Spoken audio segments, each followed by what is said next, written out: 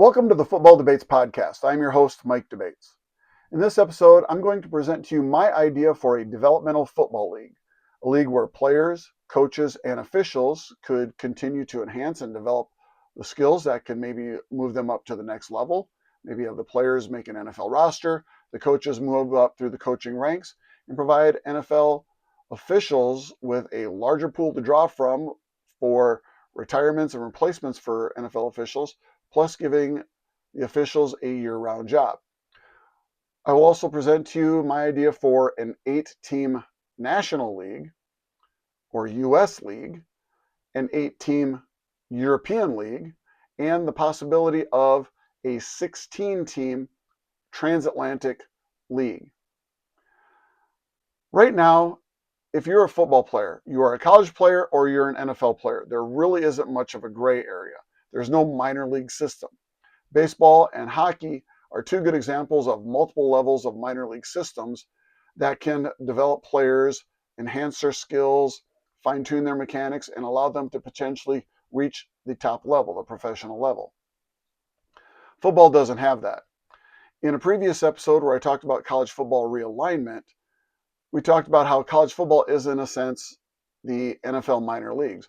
But college football does have rules based on the system of the fact that college players, while going to school and getting their degree, had 4 to 5, potentially 6 years, depending on the situation, where they could play college football. Once they hit that benchmark, then they have to move on. Well, where are they going to move on to? If they don't make it in the NFL, there's no place for them to go. This idea of a developmental league would provide a way for players to continue their football journey, especially if they're right on the edge of maybe potentially making an NFL roster. Right now, at the end of April every year, the NFL has their draft. They draft approximately 200, and it's usually around 257 players in the draft. And then many college players that aren't drafted are signed as free agents. And every year there are drafted players that don't make NFL rosters, and there are undrafted free agents that do make NFL rosters. When the NFL starts their fall camp, they start with 90 players, paring it down to a 53-man roster. Of those 53 players, only 45 are active on any given day for a game. So there are quite a number of players who, while they may be on an NFL roster or on an NFL practice squad, they're not necessarily dressing for the games. They're also in practice not getting the repetitions that can help them develop the skills that they need. So let's create a league to give those players options. This idea for a league has players who are practice squad players or players at the end of the NFL roster, the 52nd, 53rd man, who doesn't necessarily dress for an NFL game. Have them play in a spring and summer league. Have them get practice repetitions. Have them get into game situations where they can develop their skills and potentially turn the heads of NFL coaches and scouts, where they may become a viable roster option, a viable player as a backup, and potentially maybe make their way as a starter.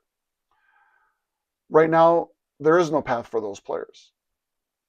And if you do make an NFL roster, if you're, let's say, a third-string quarterback, you're not going to take reps from Patrick Mahomes. You're not going to take reps from Josh Allen. You're not going to take reps from whatever NFL quarterback is a starter. The starters want those reps to get better. Well, what about the third-string quarterback? A good example of a player that I think would be a good fit for this developmental league would be Trey Lance. He came out of North Dakota State University following the COVID pandemic. He had thrown all of 190 college passes. San Francisco 49ers gambled on him and took him with the number 3 overall pick in the draft. He was only with the 49ers for a year or two trying to develop, and he suffered an injury. That allowed Brock Purdy to take over, and Brock Purdy has been the starting quarterback for the 49ers ever since. Well, Trey Lance bounced around a little bit. He ended up in Dallas as the third-string quarterback. Well, you're not going to get a lot of reps behind Dak Prescott. Eventually, he made his way to the Los Angeles Chargers. He is now the backup quarterback to Justin Herbert. But it's been a long journey to get him to that point. Where is he still a potential NFL starter? There are only 32 starting jobs in the NFL, but many people would argue there are not 32 NFL caliber starting quarterbacks in the NFL. So let's find a way to maybe develop some of these late round players, these undrafted players, or the players that need more reps like Trey Lance. Let's have them play in a league where they can get practice reps, where they can get into the game situations and show their skills. And we can do this for all the practice squad players and the end of the roster players. My idea would be have some limitations on this. For example, most NFL teams aren't looking for players over 30. So at this developmental league, just for right now, a player must be 27 years old or younger on the day of the first game of the season. All the players must be practice squad players or players that were inactive for at least 10 NFL games the prior season. So we're obviously not going to have Patrick Mahomes and Dak Prescott playing in these games. But who's that third string quarterback? Who's the third string center? Who's the backup offensive lineman that gets maybe 6 snaps a year on a field goal PAT unit, and that's all they see the field? Let's give those players a chance to develop their skills, proceed up the ladder, showcase what they can do as a starter, and maybe turn some heads of some NFL coaches and scouts to show that they can be the good quality players that they potentially are. There's a quote I'd like to share with you from former college football coach Matty Bell. He was a coach in Texas at Texas Christian and SMU in the 1920s and 30s. He said, "You need material. Any diamond cutter with craftsmanship can trim the uneven stone and polish it to brilliance. But I never heard of anyone doing it with a hunk of coal." Many of these players are hidden gems, and with development and being in the right scheme and getting the right coaching staff around them, can develop into quality players. In a future episode, I'm actually going to take a look at a number of undrafted players that have made it to the NFL, some of whom have become Hall of Famers.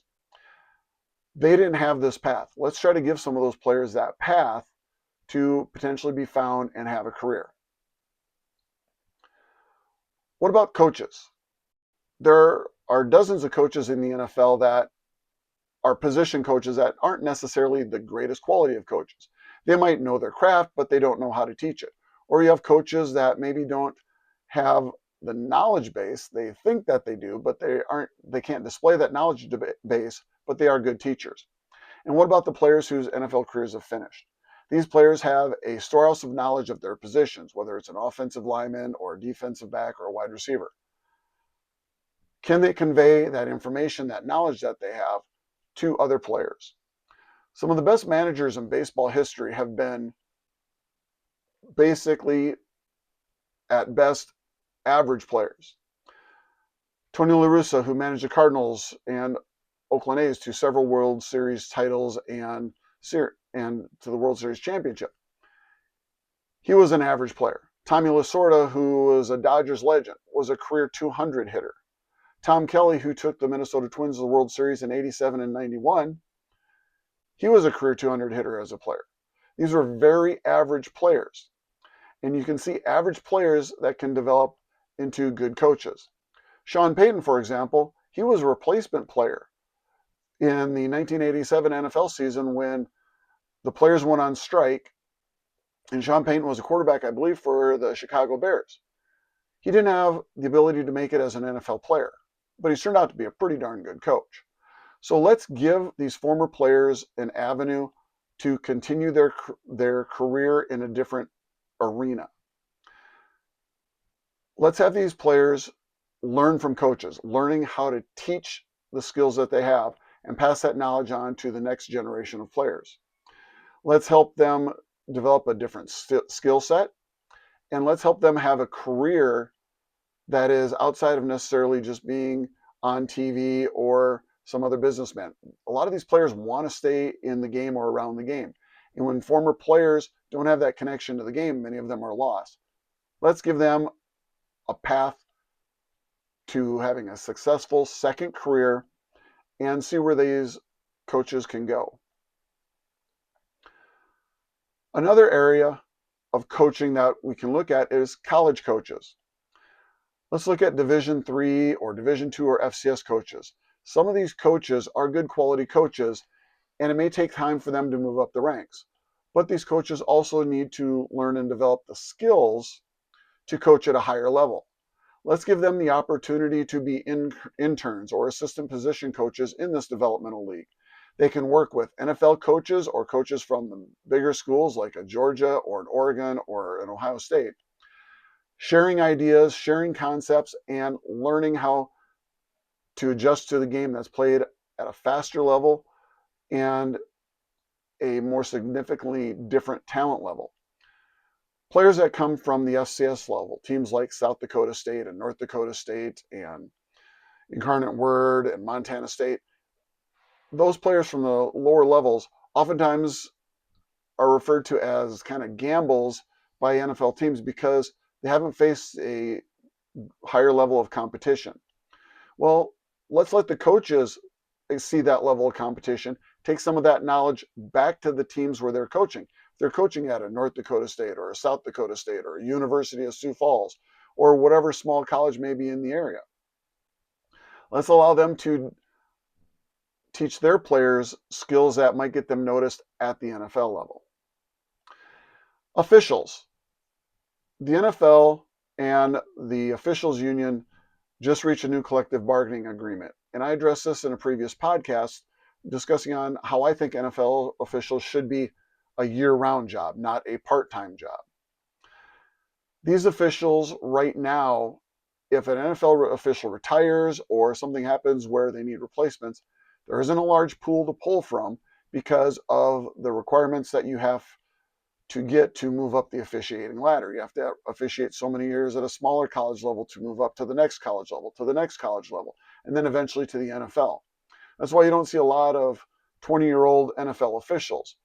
But the officials do need that experience. But how are they going to get it?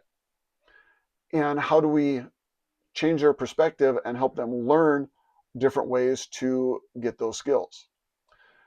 So let's have a year-round official development league working with these players and coaches.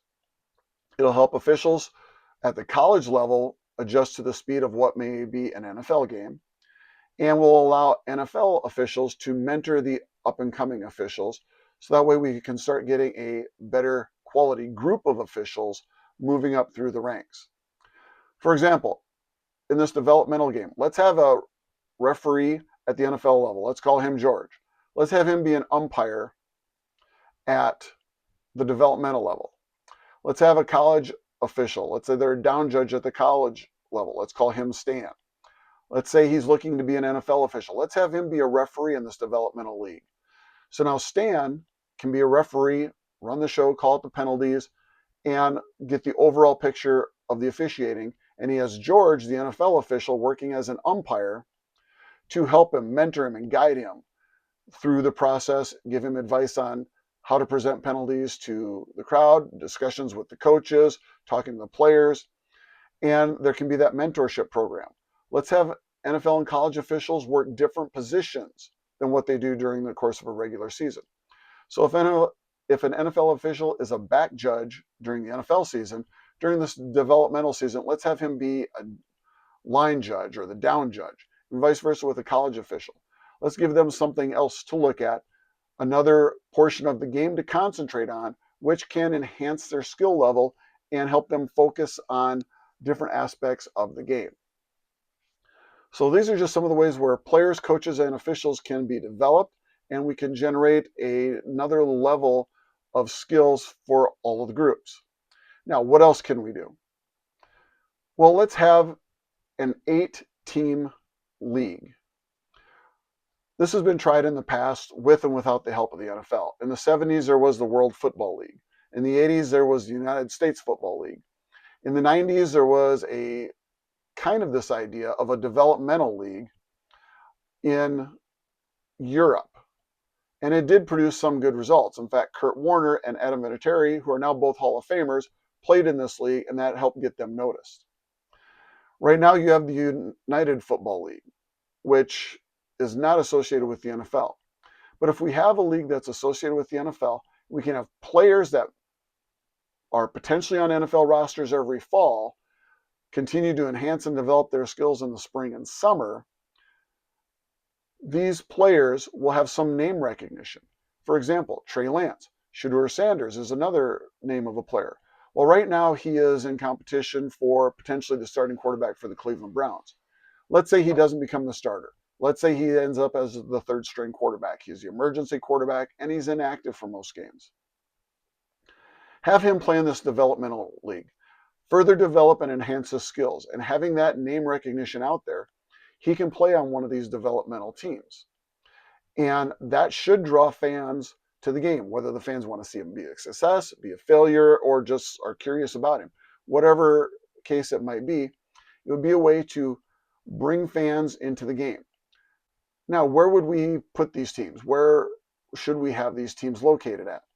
Well, right now, the United Football League has teams in the following cities: Birmingham, Columbus, Dallas, Houston, Louisville, Orlando, with Oklahoma City coming, St. Louis, and Washington, D.C.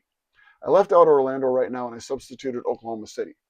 I think that these are all places that can have viable, competitive teams with a good fan base. Birmingham right now has already developed a strong fan base because they've had some successful teams in the first few years of this XFL, UFL, whatever football league that is going on right now.